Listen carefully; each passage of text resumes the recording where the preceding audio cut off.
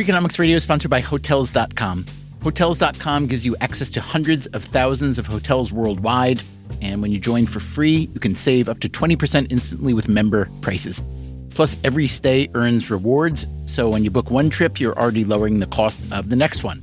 Hotels.com is simple, rewarding, and designed to help you get more out of every stay. Sign up for free and book today. Hotels.com. It's all in the name. Freakonomics Radio is sponsored by Amica. You know what they say, if you want to go fast, go alone. If you want to go far, go together. So go with Amica and get coverage from a mutual insurer that's built for their customers, one that looks after what's important to you together. Auto, home, life, and more, coverage that fits your unique needs. Amica helps you protect what matters most. Visit amica.com and get a quote today.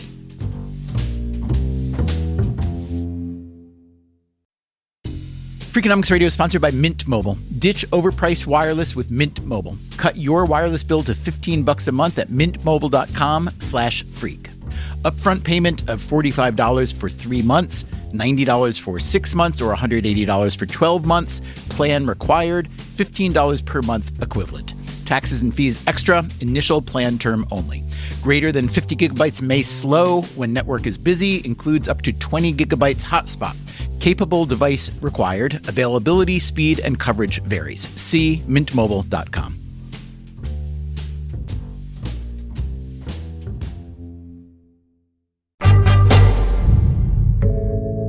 Hey there, it's Stephen Dubner, and it is springtime in New York City, which means the trees are greening up, the sidewalk cafes are crowded, and the rats are coming out.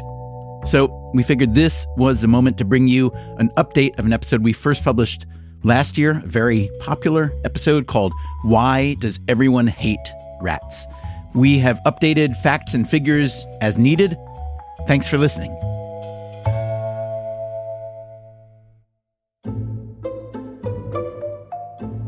In the fall of 2022, a new job listing was posted on a New York City government website.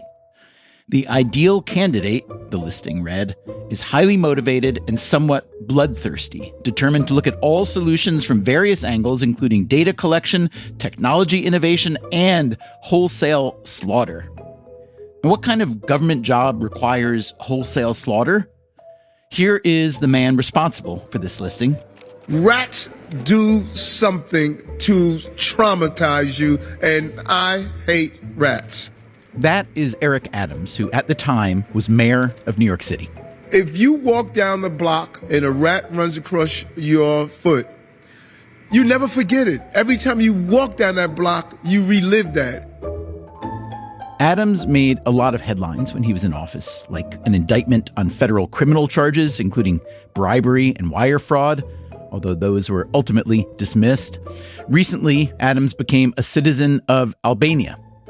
During his one term as mayor, Adams was fervently anti-rat. Fighting crime, fighting inequality, fighting rats. Public enemy number one, many of you don't know, are rats. If you're not scared of rats, you are really my hero.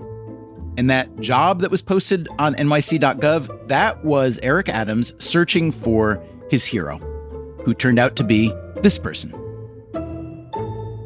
I was certainly taken aback. I mean, the job posting itself got a lot of fanfare. I just want to read it to you verbatim.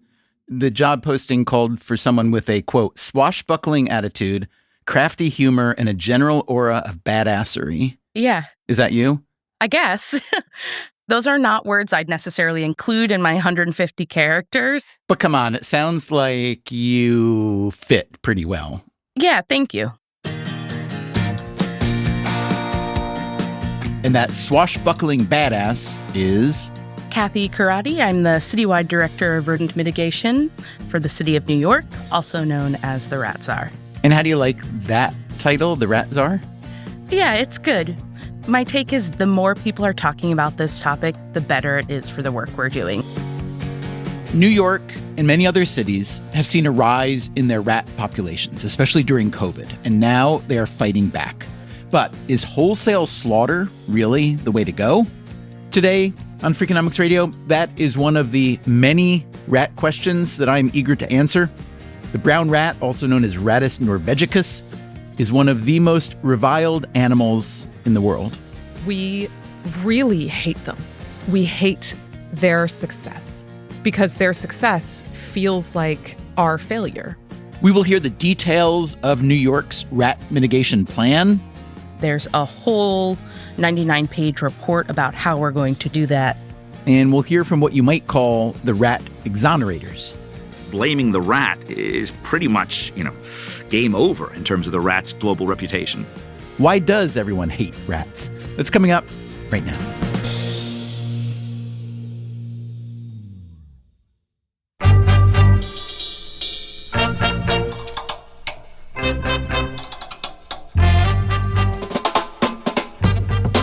This is Freakonomics Radio, the podcast that explores the hidden side of everything, with your host, Stephen Dubner.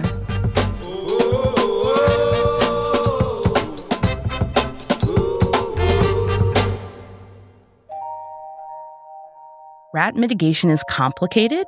It's looking at the forest and the trees at the same time. That, again, is Kathy Karate, who at the time of this interview was New York City's rat czar. She has since left that position and now works for the city's housing authority. Really, when it comes down to rats, what we're talking about is an animal that lives in such close proximity to humans, and that's why we have such a focus on them. I understand that your relationship with rats goes back pretty far to when you were a kid growing up in New York. I understand that you circulated a petition in your neighborhood to get rid of some rats. Is that true? It is true. I grew up in a house that was abutting railroad tracks, and what you need to know about rats, and you'll get a quick and dirty here, is they need a place to live and they need food to eat. So any space that's not getting ongoing maintenance and can have overgrown brush or weeds, things of that nature, provides ideal habitat for them to burrow and create their nest. And that's what we had behind my house. With the encouragement of my mom and our neighbor, we circulated a petition to get the local train company to take care of that harborage condition and address the rats. Did it work? It did, yeah. They cleaned the area. But the hard thing about rats is one time doesn't solve. That's why it makes it such a challenging issue. Karate wound up getting an undergraduate degree in biology and a master's in urban sustainability. She taught elementary school for a while, and then she took a job in New York City's Department of Education in their sustainability office. How I got tuned into rat mitigation work was through that role. We ran zero waste programming, and because garbage and rats go hand in hand, my team was tasked with rat mitigation on the waste side for public schools. So I was out and about to 120 different school buildings, talking with facility staff, how do we manage our waste better, talking with staff, students, and principal about waste sorting behaviors and how we can make cleaner waste streams, less access to food sources for rats. The key to pest management, any pest management, first and foremost, is sanitation. Most people, when they think about sanitation, generally do not think of New York City. There are many things to love about this place, many things worth admiring, but let's be honest, it is not a particularly clean city. Trash on the sidewalks is a thing, especially food wrappers and big bags of restaurant trash. For a population of rats, all that food waste represents something like paradise. And how big is New York's rat population? There's no census. So if anyone is telling you a number, don't believe it. I have seen an estimate by M&M Pest Control that puts the city's rat population at around 3 million. Do you think that's ballpark or no chance? We're not going to discuss a number. It's kind of futile. And then anything you put out there then gets used as this watermark of, it was 3 million in 2024. Someone else said it was 8 million in 2006. It's an unfair assessment. Now, let me go back to your official title, Director of Rodent Mitigation. Does that include squirrels, chipmunks, etc.? Squirrels, chipmunks, mice, all other rodents in the city. The main focus is on rats. There's more of a community aspect when it comes to rats. They're commensal, meaning they sit at the table with us. What is that word you used, commensal? Yes, commensal. What does that mean? It literally means like a seat at the table, meaning that they are thriving and existing because of the plate we've set for them in our urban spaces. Certainly the house mouse, in a lot of regards, is more successful, we can say, than a rat in terms of how it breeds and how it occupies urban spaces and non-urban spaces. But rats are known for their ability to exploit and thrive where humans are densest. How do you think about rats versus the other rodents that are sometimes a problem? Rats look like bigger mice, sort of. And then there are squirrels, which most people seem to think are really cute, and people feed squirrels outside. I've never seen anybody feeding a rat outside. But is a rat just a squirrel with less attractive body hair? In a way, and I would say people are unintentionally feeding rats all the time across our city. Maybe they're not throwing acorns or peanuts, but almost all of human behaviors in urban spaces end up feeding rats. How smart are rats? They are smart. I have not seen anything like a comparative IQ test for them. I mean, chipmunks always look pretty dumb to me. They're super cute, but they look dumb. Maybe I'm wrong. I would say, in terms of how we gauge savviness, the rat is right up there. There's more and more research coming out about them and empathy and laughing and altruism. Seriously? Yeah. And what we know is, in terms of adaptability to survive, there's few species greater. They will avoid new things in their environment because they're unsure if they're harmful or helpful. There's stories of less dominant rats being sent out to test a new food source and then being monitored to see if there's ill effects. So they are survivors, and I would say no one except humans exploits an urban space better. Rats have been exploiting New York City's urban space for at least a few hundred years. The ancestors of today's rats are thought to have arrived in the 18th century on ships from Europe. But in the historical rat timeline, that is still relatively recent. Genetically, they date back to the time of dinosaurs. Today, there are two main species: the black rat, Rattus rattus, which likely originated in India, and then the brown rat that we are familiar with, Rattus norvegicus, the Norway rat, even though it did not originate in Norway. So why is it called that? Because everybody who hates rats wants to name them after somebody they don't like. That is Bethany Brookshire. So basically, the name stuck because somebody was picking a fight with Norway at the time. Brookshire is a science journalist with a PhD in physiology and pharmacology.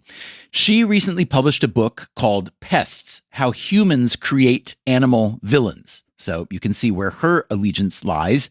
Here is some more rat history.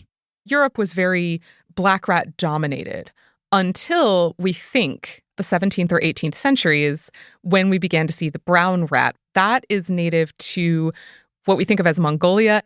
Rattus norvegicus ended up getting spread into Europe, and then with colonialism, it just went everywhere else because rats and boats go together real good. Interestingly, people have not liked rats, but they didn't necessarily consider them disgusting until about the 18th or 19th century. People didn't like them because they were a problem of the food supply, right? They would get in and they would eat your food, and nobody wants that. But they weren't considered to be disgusting in terms of they weren't considered to carry disease for a very long time. The association of rats with disease is a relatively recent one. How did that association come to be made, and how much does it intersect with the plague in Europe? It intersects with the plague, but not when you think it does. So there have been 3 major pandemics of plague that we know of in recorded history. The first was the plague of Justinian, which I believe was in the 6th century. The second was the Black Death, which was famous and began in the 14th century. The third global pandemic of bubonic plague is now. It began in the 19th century, but it persists even now. Actually, people every year in the United States, in Mongolia, and in Madagascar in particular, get plague. To be clear, the plague persists today in very small numbers, just a few hundred reported cases a year, fewer than a dozen in the US. But this third wave of bubonic plague has done terrible damage over the past 100 years in India, especially during the early 20th century, and in Vietnam during its war in the 1960s and 70s. The plague is caused by a bacterium known as Yersinia pestis. You see, it's right there in the name, Yersinia pestis. The Yersinia part comes from Alexandre Yersin, the first scientist to describe and culture these bacteria. The bubonic plague is technically not a disease of humans. It is a disease of rats and fleas that happens to spill over into humans from time to time with catastrophic effects. And how much do we know about how the plague is spread? What we do know is that fleas get Yersinia pestis, and then the bacteria forms a biofilm inside the esophagus of the rat flea, and the biofilm coats the esophagus so that the rat flea can't swallow. It's just biting and biting and biting and biting, but it can't swallow anything, and it starves to death. And you start to feel really bad for the flea until you realize that everything it bites, it's barfing up little bits of bacteria into the bite, spreading plague. So that's how plague is traditionally transmitted. Okay, and then how is plague spread between humans? For that, we will bring in another scientist. In humans, it can be spread partly by ectoparasites or by droplets. So coughing, when you're having a cold, then that's a way of transmission. That is Niels Christian Stenseth, a professor of ecology and evolution at the University of Oslo. And for the last 25 years or so, I've been studying plague, Yersinia pestis, the bacterium that caused the Black Death. The Black Death tore through Europe in the mid-14th century. It is hard to believe just how brutal it was. The Black Death killed half of the European population in a year or two. The plague expresses itself in the human being in 3 different forms. The most common one is bubonic, where it's swellings on the body. That may evolve into a pneumonic one that goes into the lung, and both might develop into a form that goes into the blood. If you're infected by Yersinia pestis, if you don't come to a doctor within 4 or 5 days, you can consider yourself being dead. During the Middle Ages, it was neither rats nor fleas who were thought to be responsible for the Black Death. Most of the blame was put on witches and Jews, but time and science eventually caught up with the rats. And if anything is going to give an animal species a bad reputation, it's killing off half of Europe. The association between rats and plague remains strong today. In the opening credits of The Decameron, a Netflix show set during the Black Death, a massive swarm of rats come together to spell out the title. A recent remake of the film Nosferatu shows a pack of rats following the vampire, carrying the plague with them. But were rats really responsible for the Black Death? That's the one that most people think are the right one. They are wrong. That's coming up after the break. I'm Stephen Dubner, and this is Freakonomics Radio.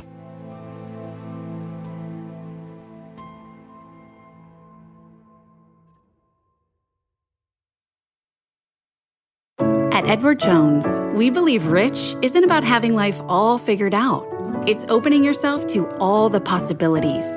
That's why your dedicated financial advisor provides long-term planning built around you, meeting you where you are, and helping you get closer to where you want to be.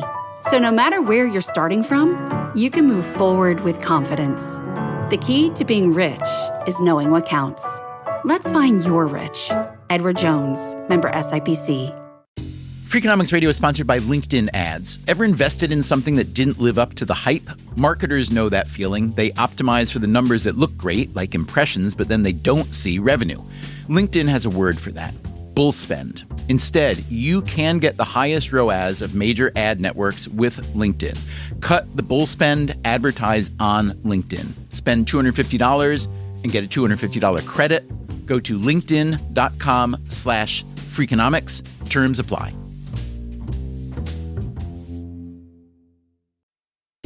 Freakonomics Radio is sponsored by PNC Bank. Boring, great word, bad rep. Yet time and time again here at Freakonomics, we find that when something culture-changing happens, boring things like calculations and careful planning are usually behind it.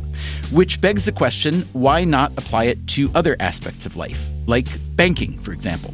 Well, PNC Bank did since its inception, proving time and again that the best banking strategy isn't the exciting type, but the steady, reliable, definitely not YOLO type. PNC Bank, brilliantly boring since 1865. Brilliantly boring since 1865 is a registered mark of the PNC Financial Services Group, Inc. PNC Bank, National Association, member FDIC.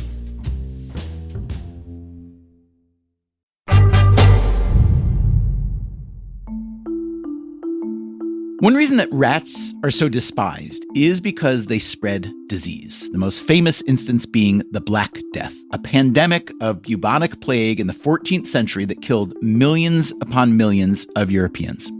But scientists have recently challenged the claim that rats caused the Black Death. Scientists including Niels Christian Stenseth at the University of Oslo. Challenging a claim like this is not a simple thing. I usually say to my students that if you want to have enemies within science, study plague, because there are so many strong personalities and there are so many different opinions and they hate each other. The standard epidemiological model of the Black Death is that humans were exposed to the plague by rats who had been bitten by diseased fleas. But in 2018, Stenseth and his colleagues published a paper in the Proceedings of the National Academy of Sciences where they presented a different model. Despite the historical significance of the disease, they wrote, the mechanisms underlying the spread of plague in Europe are poorly understood. While it is commonly assumed that rats and their fleas spread plague, there is little historical and archaeological support for such a claim. We show that human ectoparasites like body lice and human fleas might be more likely than rats to have caused the rapidly developing epidemics. And what is Stenseth's evidence that rats were not responsible for the Black Death? He and his co-authors looked at plague death rates from the 1300s to the 1700s, drawn from census records and historical accounts from cities including London, Barcelona, Florence. Based on the velocity at which the plague spread in these places, Stenseth concluded, the human parasite model was much more likely than the rat parasite model. It became very clear that rat could not have played a major role in the spread of plague in Europe. One of the reasons why the rat-led plagues need to be slow is the rat has to die before the flea leaves the rat. So the flea stays on the rat as long as the rat's alive. It's only when the rat dies that the flea then hops to a human host. And that is Ed Glaser. I'm the Fred and Eleanor Glimp Professor of Economics at Harvard University. That's right. Glaser is an economist, not an epidemiologist or a biologist or even a rat expert, but Glaser is an expert in cities, which is where rats thrive and where disease spreads. And when we told him we were working on this rat series, he did some extra credit reading. I have now read enough in various academic journals that it seems like we have a consensus. This was not, by and large, rat carried. They do seem to have played a critical role in the third bubonic plague explosion, although probably not in the first two. So having determined that there is at least some guilt of the rat in at least the third pandemic, but perhaps not the most famous, the Black Death, how would you say that the modern day reputation of the rat has been affected by or informed by its implication in past disease carrying? So blaming the rat is pretty much, game over in terms of the rat's global reputation. I think we should also just object to using the word guilt on rats. It's not like they know what's going on. They're dying too. I mean, let's push the guilt where it belongs. Let's go to Yersinia pestis itself. That's where the evil lies. Glaser is the author of a book called Triumph of the City, How Our Greatest Invention Makes Us Richer, Smarter, Greener, Healthier, and Happier. And the fact is that cities and rats seem to be an inevitable pairing. In the ruins of Pompeii, there were rats. To estimate the size of human populations in ancient cities, modern scientists use archaeological evidence of rat populations.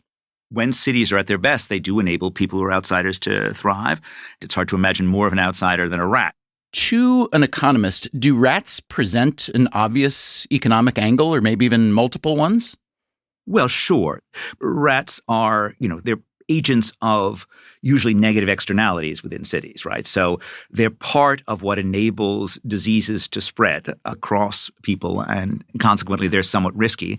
I don't know what positive things we get out of rats, but there probably are some, in the same sense that, the 4-pest program that Mao followed, he thought getting rid of the sparrows was great. It turns out the sparrows kept the locusts under control, and without the sparrows, the locusts went haywire and destroyed the crops, leading to a massive famine.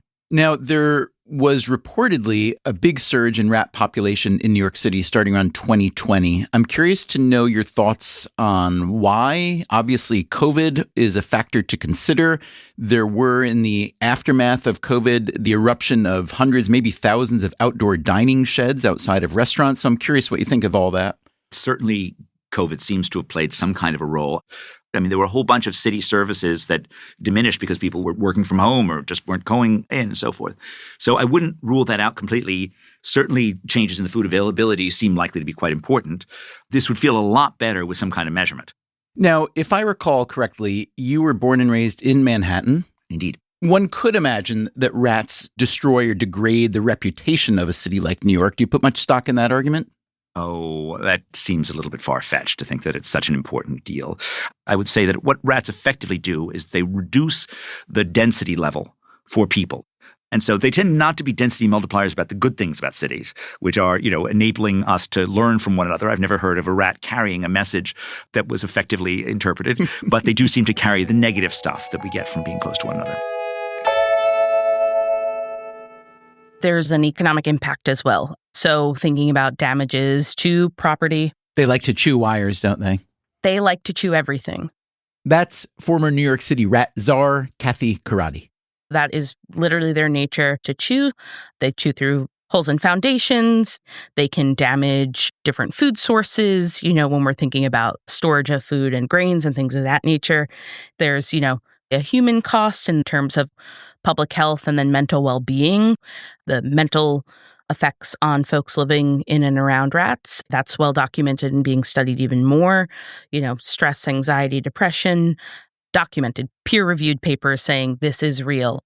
There's also a public health risk. Leptospirosis is one of the more famous illnesses associated with rats, and that's due to a bacteria that they can transmit through their urine. So there's real public health concerns. Although, from what I've seen, the last number is 2023. It looked like in New York City, 24 people were diagnosed with leptospirosis, the highest number of reported cases in a single year. But this city of over 8 million. So that sounds like a pretty minor threat, no? I'm with you.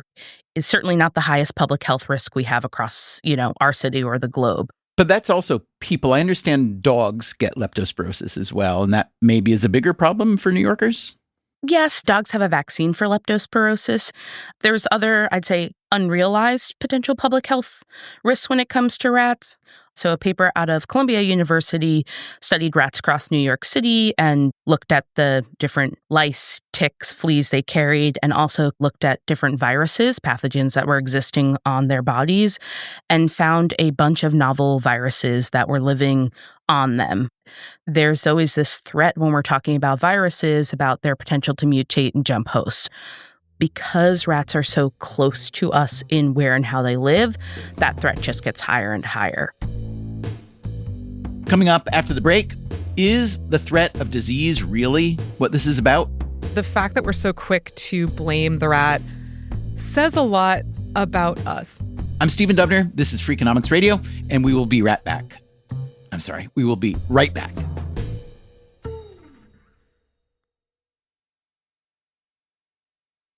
Freakonomics Radio is sponsored by Figure. Did you know that 40% of homeowners own their home outright? If that's you, don't let your equity sit idle. Tap it with a home equity line of credit. Figure, the #1 non-bank HELOC lender in the U.S., helps tap equity you've built in your home so you can do things like tackle a renovation or pay down debt. HELOC is a line of credit secured by your home. You can draw what you need, repay, and draw again. Figure offers a 100% online application. Get approved in 5 minutes and funding in as few as 5 days. It's faster than a bank loan and cheaper than a personal loan.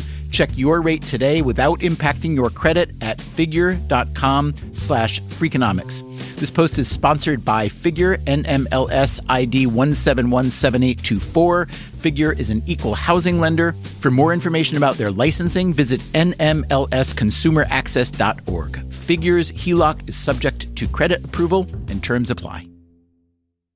Freakonomics Radio is sponsored by Advantech. No one likes a creaky floor, and builders know that the subfloor sets the tone, which is why Advantech subflooring is engineered for strength, stiffness, and moisture resistance.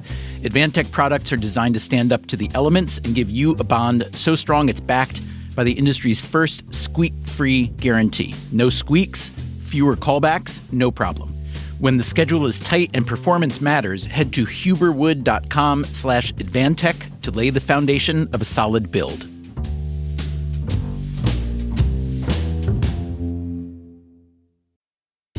Freakonomics Radio is sponsored by Dell Technologies. When you're at work, you never know when you'll be interrupted. But with the Dell Pro powered by Intel Core Ultra with vPro, no matter what distracts you, your laptop won't. It's battery optimized for the way you work with built-in intelligence that quiets distractions when you need to focus. Your laptop will help keep you locked in even when it's bring your dog to work day. Built for those who stay in the flow, the Dell Pro, built for you. Dell.com/Dell-Pro.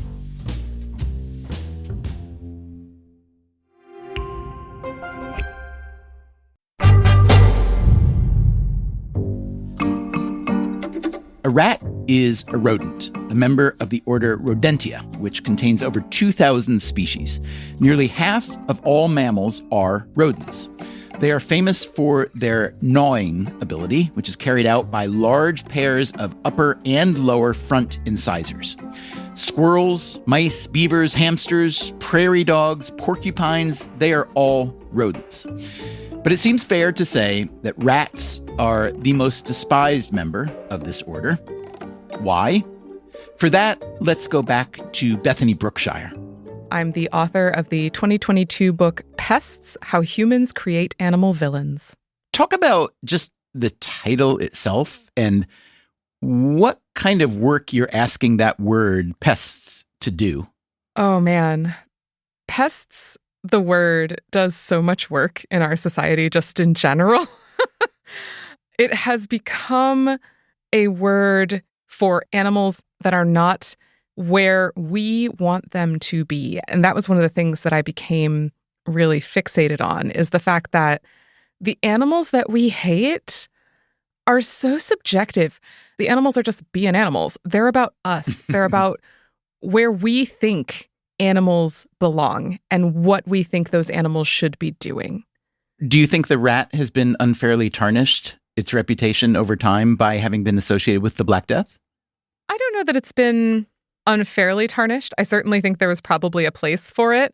I do think the fact that we're so quick to blame the rat says a lot about us, because the reality is the thing that causes most diseases in humans, like communicable diseases, is other humans, right? We're the major vectors of disease to each other.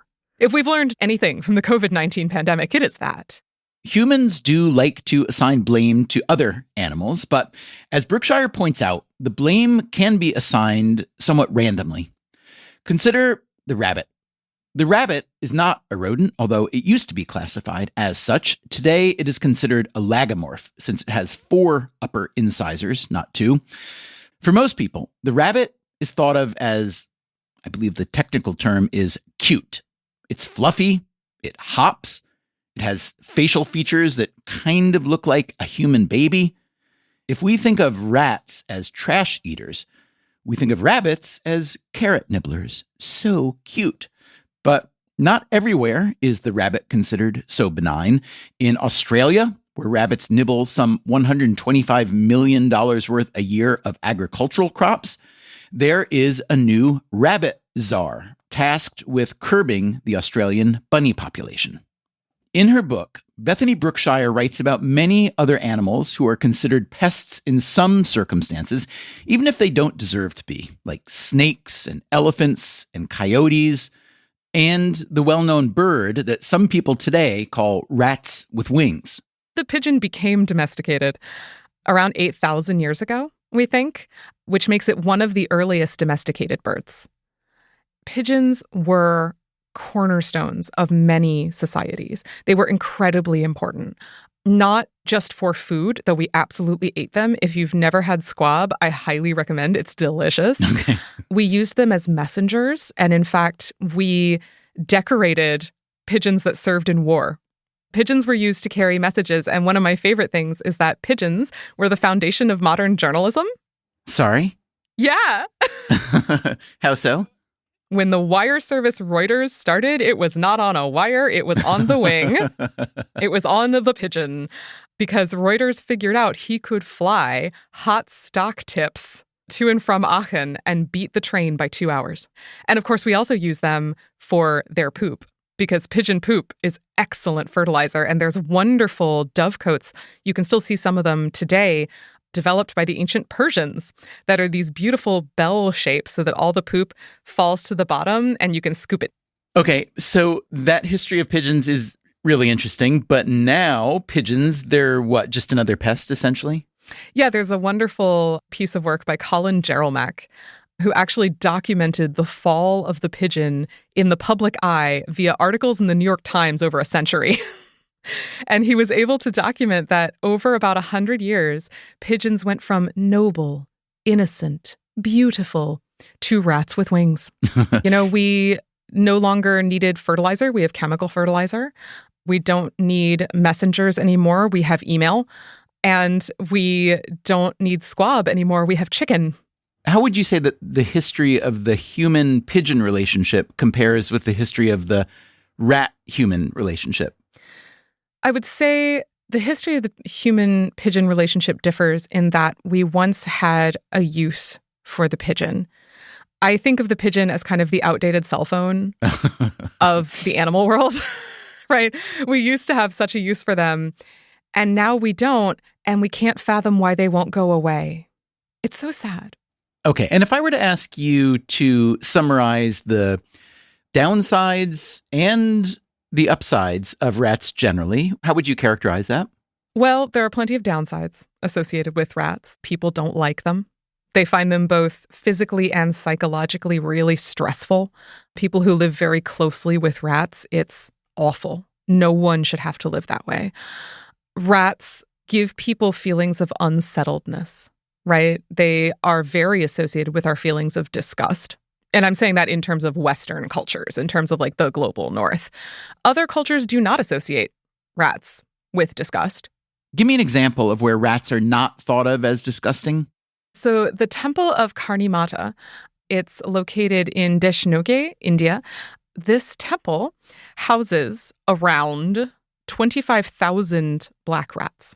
And those rats are considered sacred. They are holy. I got to speak to some of the people who help run the temple, who cook the food for the rats. It's a beautiful temple. It has solid silver doors carved with rats. There are beautiful marble floors for the rats. The rats drink from beautiful decorated bowls of milk, huge bowls of milk. They eat a wonderfully healthy diet. They get whole wheat bread, like whole bran. They get fruit, vegetables, and people come to make fire and food offerings to these rats. It's because the rats are not considered to be real rats. The rats are reincarnations of people. So the legend is that this woman, Karni Mata, grew up in that area, and she grew up to be a sage. She had mystical powers. And so when her sister's son passed away, he drowned while playing, her sister brought her the boy and begged her to bring him back. And Karni Mata interceded with Yama, the god of death. And Yama said, okay, the people from your family will no longer die. They will be reincarnated as rats. And then those rats, when they die, will again be reincarnated as people.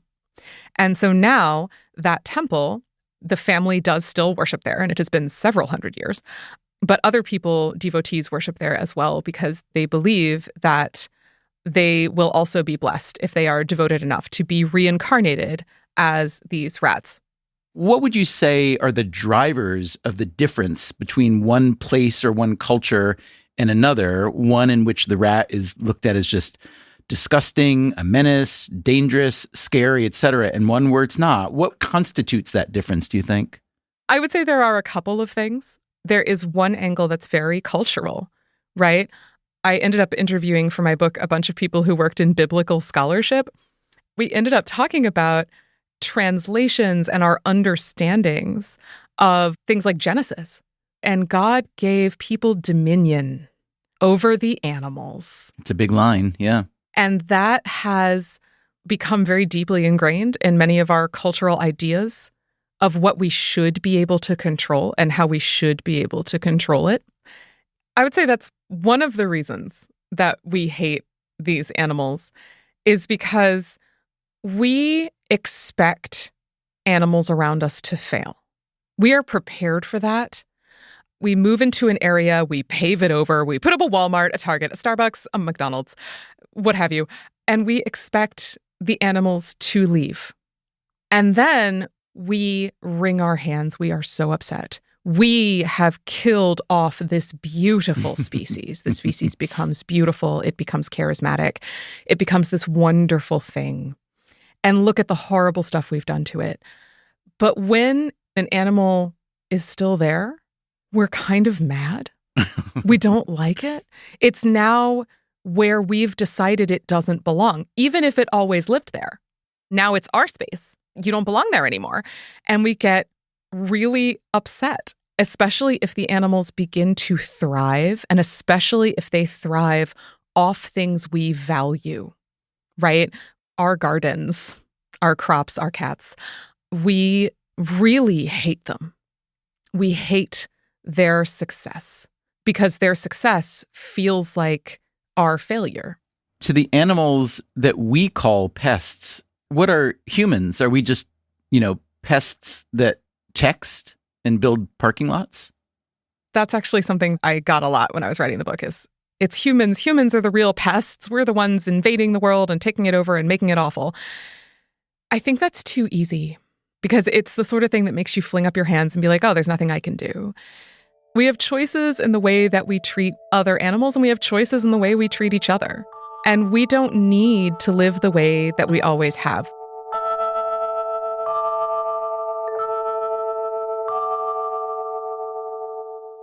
So I think it is certainly true that the innate human reaction to rats, I don't know why, is largely revulsion.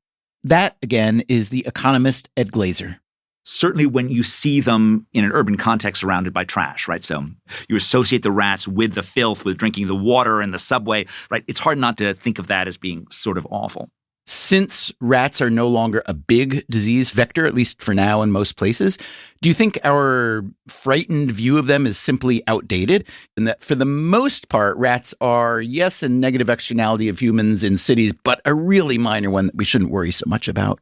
I think it's probably pretty small. That being said, I would still probably be in favor of policies that keep the rat population manageable, in the sense that who knows what happens if you let it get incredibly vast, who knows what new diseases occur or what spreads across things. So I think some control, but not making a fetish out of complete eradication. So Ed, let's play a quick game of word association. When I say rats, you say what? Cuddly. Come on now. You're just trying to make me happy now, aren't you? It's hard not to think that rats have gotten something of a bad rap. They certainly are not healthy to have in vast numbers around you. But, it's a very urban species, and I tend to like that. They sort of co-live with humans. They're, in some sense, our natural city partner. I want to run past you at a couple of titles we're considering for the series. Let me know what you think. One is The Exoneration of the Rat. Too much? It feels a little strong. Because it's not like this thing does not do anything. But something in that neighborhood sounds good. Could I interest you in sympathy for the rat? Yes. Yes, I love it. And the echo, of course, with the Rolling Stones is great. Although the Rolling Stones sympathy, this is sympathy for the devil. The devil is the narrator of that song. I shouted out who killed the Kennedys when after all it was you and me. So it's not the purest sympathy, let's say. Do you still like this angle? I do. I think in general, having sympathy for a creature that, coexisted with us, that suffers many of the same negative sides from cities as we do, that enjoys many of the same positive sides of cities that we do, the ability to create this ecosystem. I think that's a very worthy aim. And even if we do have to control the rat, not viewing it with so much horror, but rather viewing it as being, our urban partner, seems like it makes more sense.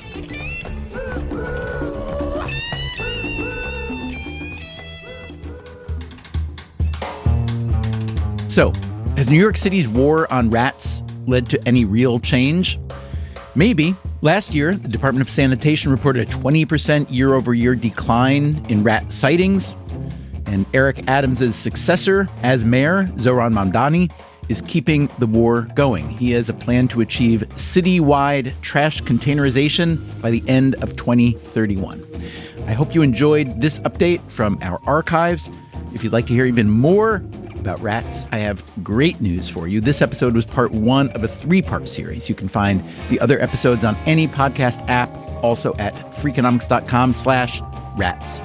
We will be back very soon with a brand new episode. Until then, take care of yourself. And if you can, someone else too. Freakonomics Radio is produced by Renbud Radio. This episode was produced and updated by Zach Lipinski with help from Dalvin Abuaji. It was mixed by Jasmine Klinger with help from Jeremy Johnston. Special thanks to Freakonomics Radio listener Jason Weeks for suggesting this topic. The Freakonomics Radio Network staff also includes Augusta Chapman, Ellen Frankman, Elsa Hernandez, Gabriel Roth, Ilaria Montenacourt, Jake Loomis, Mandy Gorenstein, Peter Madden, and Teo Jacobs. Our theme song is Mr. Fortune by the Hitchhikers, and our composer is Luis Guerra. As always, thank you for listening. Whenever I do calls at home, my dog thinks it's an opportunity to voice his opinion as well.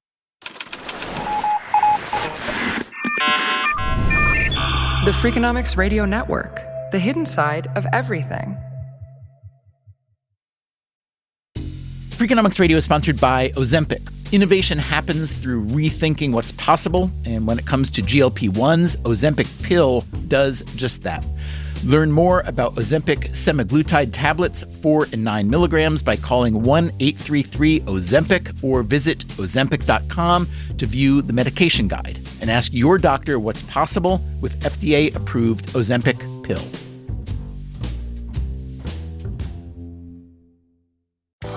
Welcome back to Should I Get It Delivered? Contestant, you're out of food and your meds, but are too tired to get up. Do you A, pout, B, beg your roommate, or C, get Walmart to deliver it all same day? Same day? Who knew? Gonna go with C, Walmart. That is correct. Walmart offers same-day delivery for prescriptions, groceries, and more. I love not leaving my couch. Walmart. Who knew? Subject to availability, restrictions, medication exclusions, and fees apply. Hear that? That's now Crispy and McCrispy strips meeting creamy Caesar sauce. Sounds extra crispy. Caesar sauce at McDonald's for a limited time. Ba-da-ba-ba-ba.